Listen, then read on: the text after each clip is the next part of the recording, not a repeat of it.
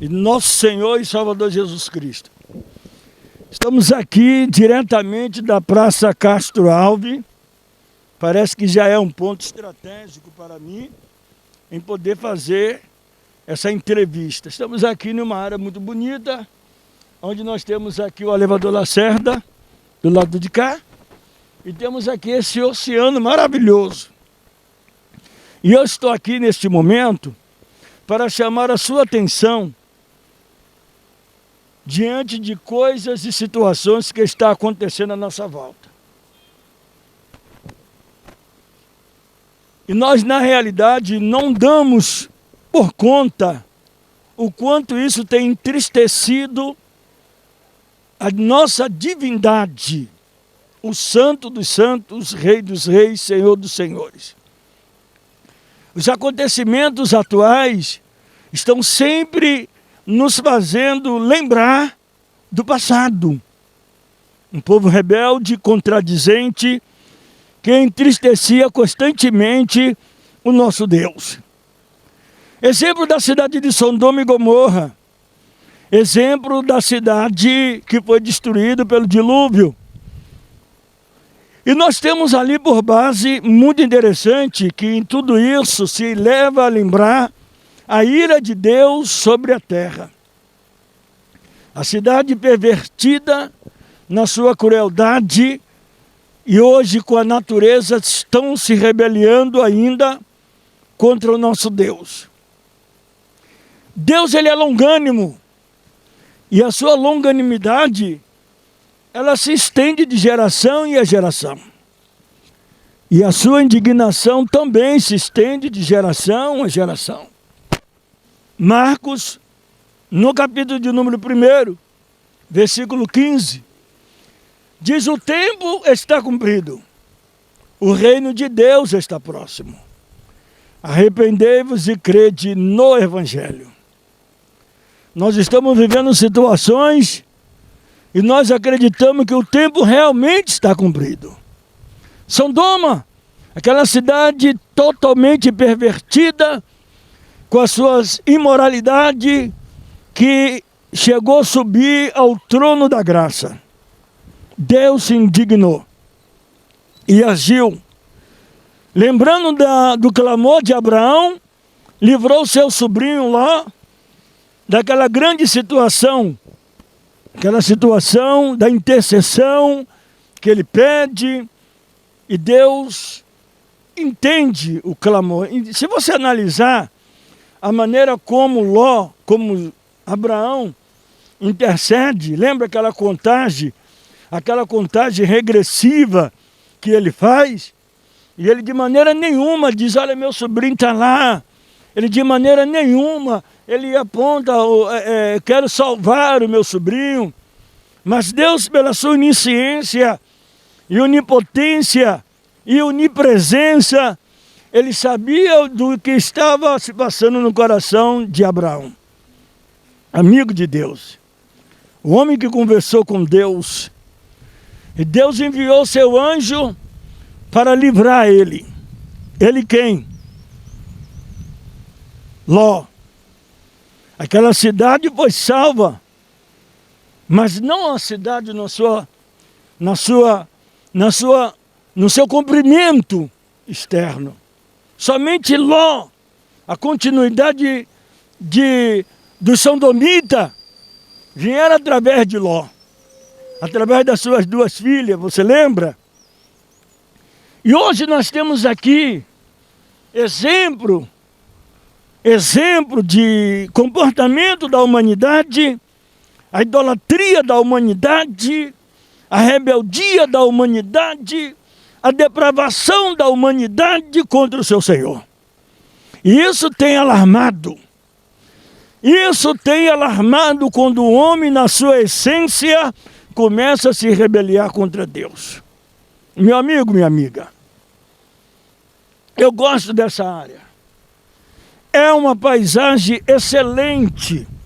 É uma paisagem maravilhosa. E todas as vezes que eu venho neste lugar, a serviço médico, buscando remédio, buscando atualização de documentos de remédio da minha filha ou da minha sogra. E eu me deparo sempre com essa situação de parar aqui e falar com você. Eu me sinto bem.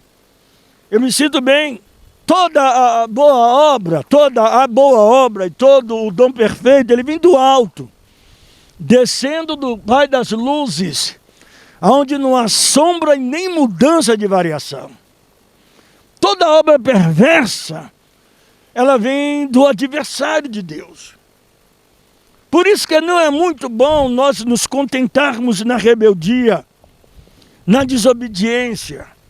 É muito importante que nós nos coloquemos na posição de estar diante da vontade de Deus. E eis aqui a oportunidade maravilhosa, maravilhinda, é você entender que o tempo está cumprido. E você ver a frustração, a raiz da ignorância que se faz o homem para não aceitar a verdade de Deus. É isso aí. Eu quero chamar a sua atenção, porque Mateus, no capítulo de número 11, versículo 28, 29 e 30, Jesus diz assim: vinde a mim todos que estáis cansados e oprimido e sobrecarregado, e eu vos aliviarei. Tomai sobre vós o meu jugo e aprendei de mim, que sou manso e humilde de coração. Você está cansado? Olha a sua volta. Não é um cansaço de você deitar para dormir. Não é um cansaço corporal. Mas eu estou falando de um cansaço mental. Você está vendo o que está acontecendo à sua volta. Você está vendo que o homem tem tornado amante de si mesmo, cruel, obstinado. O homem tem se tornado de uma maneira ignorante. Os filhos não têm mais noção do que os pais no passado. Volto a repetir uma cena que é muito interessante. Os filhos rebeldes, na época do Antigo Testamento, eles eram levados à presença do sacerdote.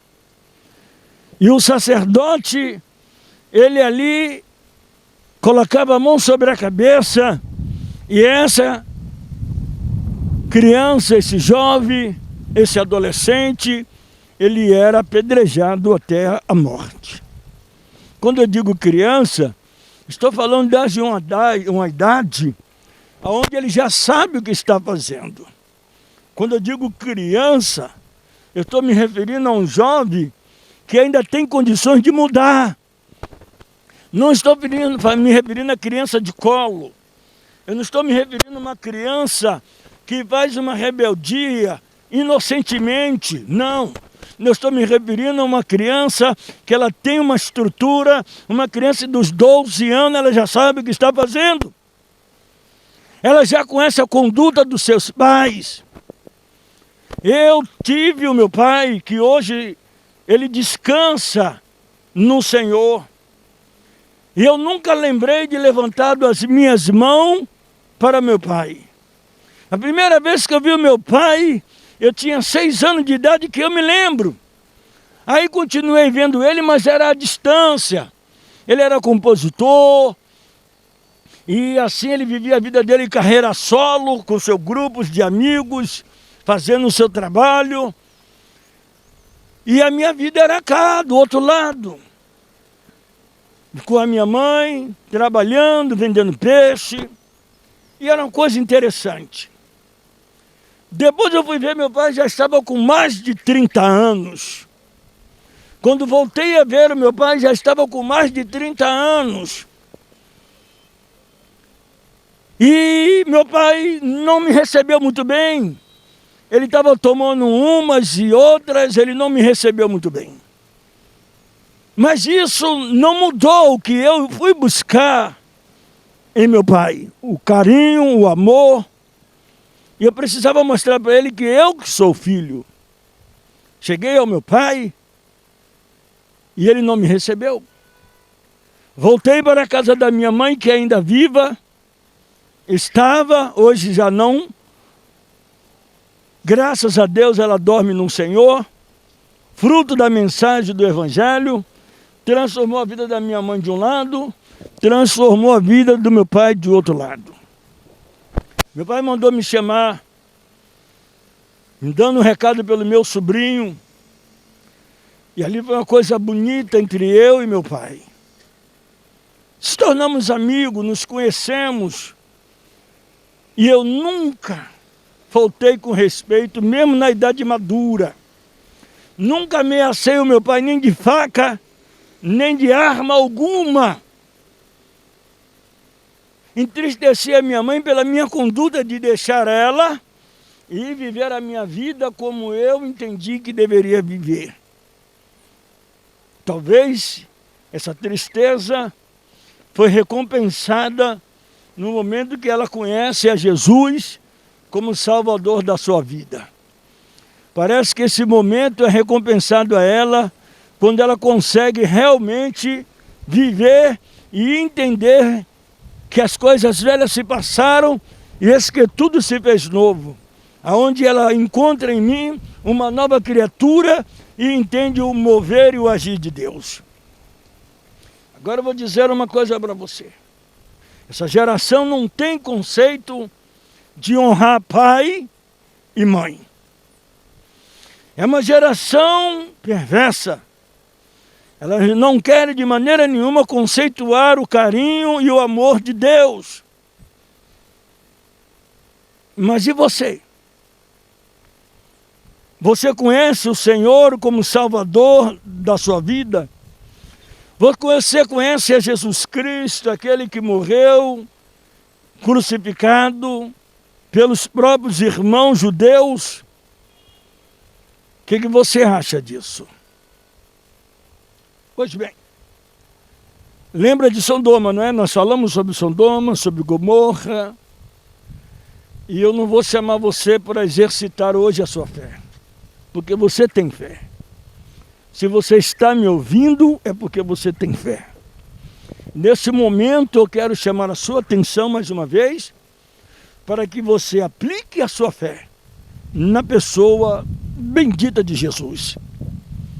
Entrega o teu caminho ao Senhor, confia nele, e o mais ele fará.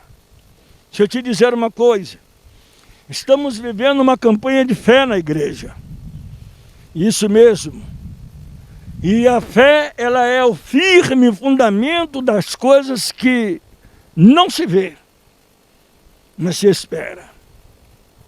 A fé, ela vai gerar em você uma confiança. Primeiro eu quero te chamar a sua atenção para você crer, acreditar e confiar. São 3 colunas que levará você a discernir a importância da sua fé. Primeiro você precisa acreditar nela, confiar nela, acreditar, se relacionar com a sua fé. Porque muitas das vezes você vai olhar para algumas situações lá adiante, eu não sei a sua visão, se você pode observar aquele barco que vai lá embaixo, aquela lancha, e ela vai, olhando daqui, parece que ela vai se encontrar com um navio que está do outro lado, que está ancorado, não está em movimento. Mas quando você começa a observar, ela começa mudando o trajeto e vai mostrando outro caminho que ela tem que percorrer. Entende isso? A fé é assim. Você olha de um ângulo, você vê algo. De outro ângulo, você já vê outro algo. E é isso que se chama atenção. Quando você vai crendo, quando você vai se alimentando, e você vai conhecendo a sua fé, acreditando na sua fé e depositando todo o crédito. Porque acreditar é conhecer, acreditar e confiar. É conhecer, acreditar e confiar na sua fé. Você precisa conhecer a fé que você tem. Você precisa remover, se tem dúvida, remova. E deixa ela sozinha. Já viu o cacho de uva? Você tira as uvas e fica somente o calho. Você joga fora. Conheça a sua fé. Confie na sua fé. Acredite na sua fé. Porque é conhecendo, e é acreditando, e é confiando que você vai ter a sua vida diferente. Tá certo? Então quero dizer para você neste momento que você medite nisso. Tá certo? Medite nisso. E eu quero falar com você já já. Eu vou aqui, mas eu volto.